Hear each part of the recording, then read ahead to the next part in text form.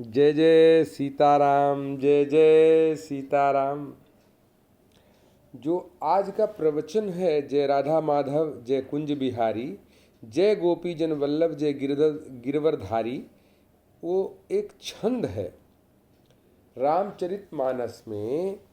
जो प्रभु की गुणगान के, जो भजन के महात्म के ऊपर गोस्वामी जी ने रामचरितमानस के सबसे अंत में उपसंहार में 3 छंद हैं। उन छंदों में से 2 पंक्तियां हैं जिन पर ये प्रवचन आधारित है। तो मैं पहले तो आपके सामने वो छंद जहाँ से 2 चौपाइयाँ हैं, मैं उस छंद को आपको सुनाऊंगा, आप सुनिए। इसमें प्रभु के गुणगान करने का जो महत्व है, जो महात्म है प्रभु के गुणों को गायन करने का, उसके बड़ी सुंदर छंद है। आप लोग सुनिए। पाइन के ही गति पतित पावन, राम भजी सुनु सठ मना।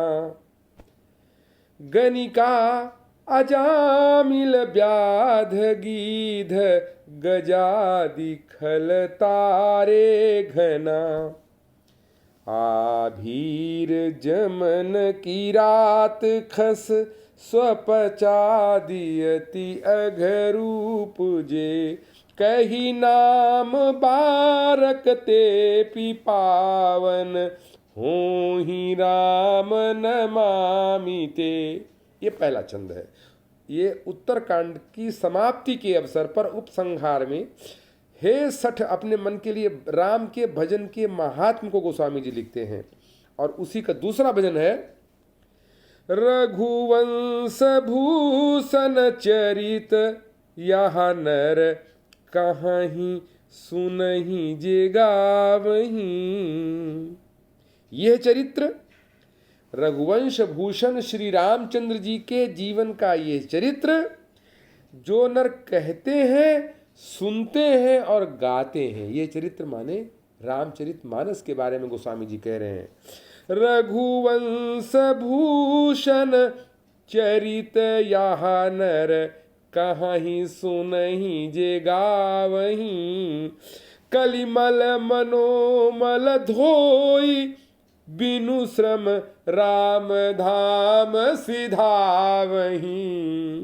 वो कलिकाल के मल को धोकर मन को एकदम साफ करके बिना परिश्रम के ही भगवान राम के धाम को चले जाते हैं। और इस छंद की अंतिम जो अर्धाली है, सत पंच चौपाई मनोहर, जानी जो नर उर धरे। दारुण अविद्या पंच जनित, विकार श्री रघुवर हरे। सतपंच चौपाई मनोहर। इस रघुवंश भूषण चरित में जो सतपंच चौपाई हैं, सतपंच माने 100 और 5, 105 चौपाइयाँ हैं, जो बड़ी मनोहर चौपाइयाँ हैं। उनको जान करके, यानी उनको समझ करके जो नर अपने हृदय में धारण करते हैं, जो नर उर धरें। दारुण अविद्या पंचजनित विकार, उनके दारुण अविद्या, जो घोर अविद्या है वो, और पंचजनित जो विकार हैं उनके अंदर, वो सब श्री रघुवर हरें। अब इसके बाद एक छंद अंतिम और है, उसको हम नहीं पढ़ के सीधे इसी पर आते हैं कि गोस्वामी जी ने रामचरितमानस के उपसंहार में अपने इस राम रघुवंश भूषण चरित्र के बारे में जो एक लाइन ये लिख दी कि सतपंच चौपाई मनोहर, जान जो नर उर धरे। क्या इसका तात्पर्य क्या है? क्या गोस्वामी जी अपनी ही चौपाइयों में सतपंच चौपाइयों का महत्व बढ़ाना चाहते थे? क्या कुछ इसके विषय में, क्या विद्वानों की, भक्तों की क्या राय है?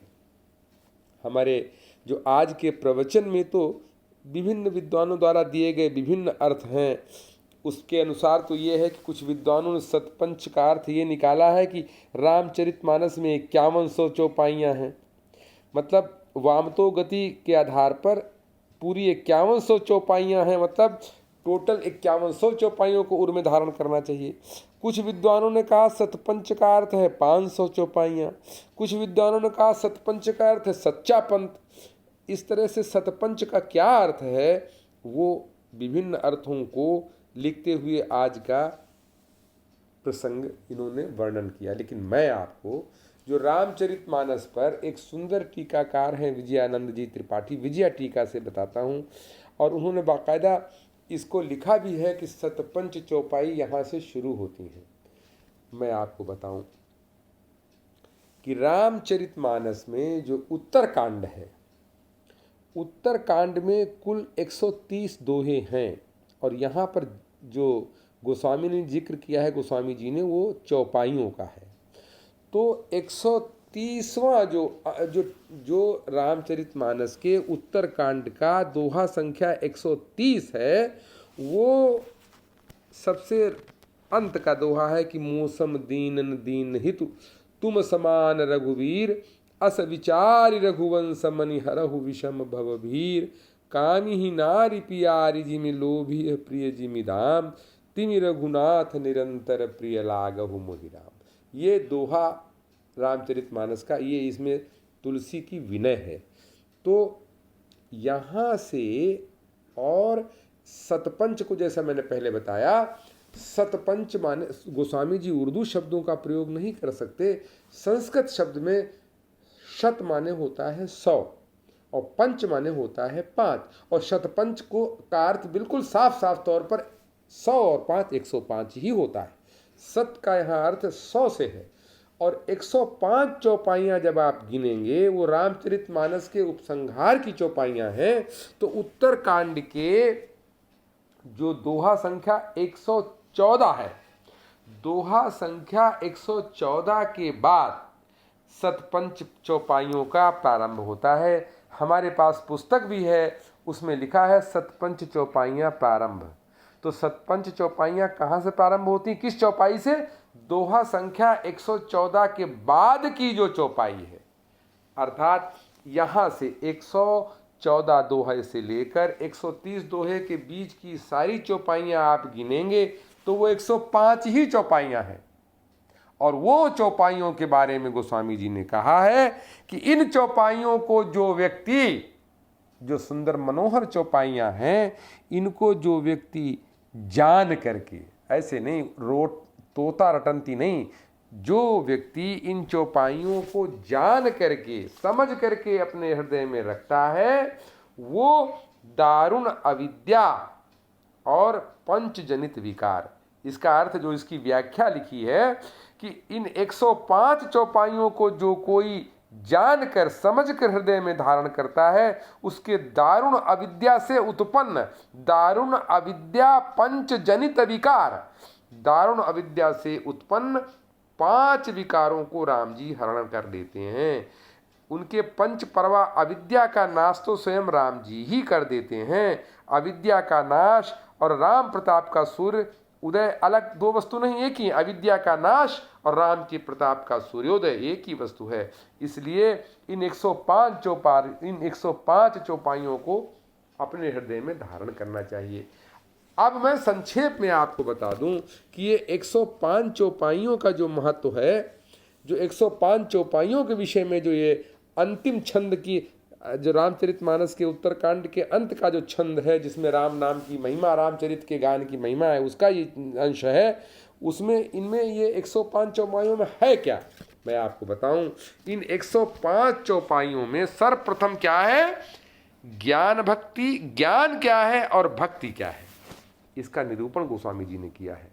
इसके विषय में आपको बताऊं, ये जो मास पारायण हमारी रामचरितमानस में होते हैं, तो 29 दिन के मास पारायण समाप्ति के पश्चात ये 114 दोहा से 30वां मास पारायण प्रारंभ होता है, अंतिम दिन का, 30वें दिन का।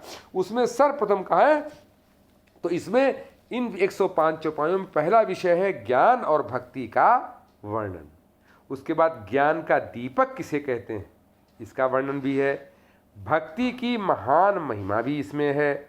इसके बाद इन्हीं चौपाइयों में गरुड़ जी के 7 प्रश्न हैं और इन्हीं चौपाइयों में काकभूषुंड जी के उत्तर भी हैं। उसके बाद भजन की महिमा बताई गई है और फिर रामायण और रामचरितमानस का महात्म है। और उसी महात्म में ये छंद आता है कि आबीर मरण, जो मैंने अभी आपको गा के सुनाया। मैं आपको ये जो रामचरितमानस की महिमा है, रामचरितमानस के गायने से सुनने से जो महिमा है, ये मैं आपको छंद सुना देता हूँ। तीसरा वाला भी, तीसरा छंद जो है वो है सुंदर सुजान कृपा निधान, सुंदर सुजान कृपा निधान, अनाथ पर कर प्रीति जो, सो एक रामय काम हित, निर्बान प्रद समान को, जाकी कृपा लवलेस ते, मति मंद तुलसी दास हूँ, पायो परम विश्राम, राम समान प्रभु नाही कहूँ,